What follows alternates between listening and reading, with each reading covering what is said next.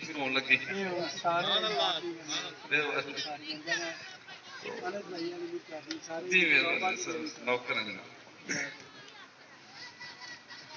تو فقیر عرض کر رہا تھا کہ یہ جو شادی ہے اس کو آسان کیا جائے. رسول اللہ صلی اللہ علیہ وسلم کی بارگاہ میں دو ہاشمی جوان گئے. انہوں نے آ کے حضرت علی سے پوچھا کہ نبی صلی اللہ علیہ وسلم کدھر ملیں گے؟ فرمایا کہ خیر ہے. انہوں نے تمہیں عرض کی کہ نبی صلی اللہ علیہ وسلم بارگاہ میں جا رہے ہیں کہ ہمیں کوئی کام ڈھونڈ دیں, ہم کوئی کام شم کریں تو ہماری شادی ہو جائے. حضرت علی نے فرمایا کہ بھئی نبی صلی اللہ علیہ وسلم دنیاوی کاموں کے لیے پریشان نہ کریں. انہوں نے عرض آگے کیا کہ علی تیری تو شادی نبی کے گھر ہو گئی, تو ہمیں کیوں منع کرتے ہو؟ حضرت علی نے فرمایا ٹھیک ہے چلے جاؤ. جب وہ مسجد نبوی میں پہنچے تو اس وقت پردے کی آیتیں ابھی نہیں اتری تھی. اما عائشہ صدیقہ رضی اللہ عنہا ملاقات ہو گئی مسجد نبوی شریف میں. تو وہ ان سے عرض کرنے لگے کہ ہم اس لیے آئے ہیں کہ ہمیں کام مل جائے, شادی ہو جائے. اما عائشہ صدیقہ رضی اللہ عنہ نبی صلی اللہ علیہ وسلم نے بارگاہ عرض کی کہ یا رسول اللہ صلی اللہ علیہ وسلم یہ دو جوان شادی کے لیے آئے ہیں. وہ کام والی بات درمیان میں رہ گئی, شادی کا نام ہو گیا. دو بندے نماز پڑھ رہے تھے تو نبی صلی اللہ علیہ وسلم نے فرمایا کہ یہ میرے رشتہ دار ہیں, ہاشمی ہیں, اور یہ شادی کے طالب ہیں. تمہارے یہاں بچی ہیں؟ انہوں نے کہا ہاں یا رسول اللہ صلی اللہ علیہ وسلم میرے یہاں بچی ہے, اس کے یہاں بچی ہے. فرمایا کہ پھر رشتہ دے. وہ دونوں جوان خوش خوش واپس گئے. تو جوان حضرت علی نے فرمایا کام بن گیا. انہوں نے کہا جی کام تو نہیں ملا پر شادی والا کام ہو گیا.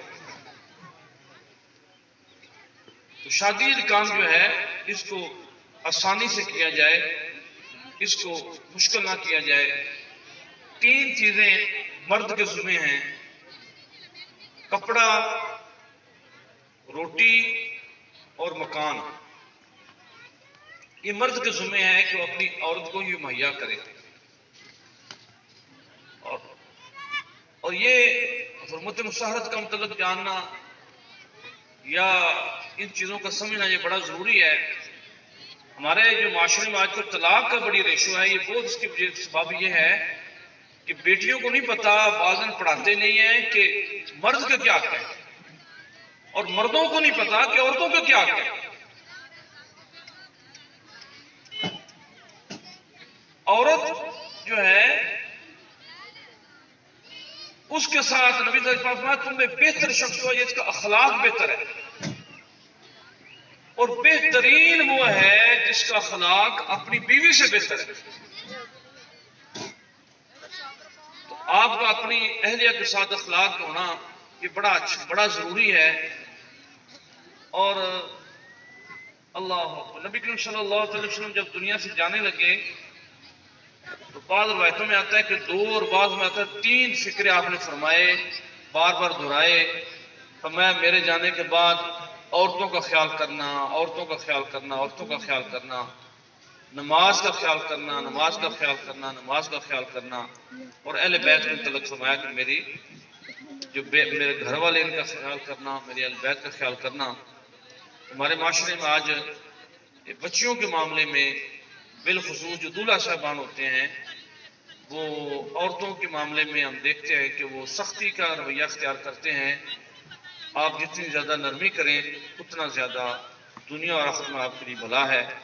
اور گھر جا کے سلام بلایا کریں, اور لازمی طور پہ جو گھر میں سلام بلاتا ہے اس کے گھر میں بڑی ساری برکتیں ہوتی ہیں. جزاکم اللہ فی الدارین, جزاکم اللہ احسن جزا.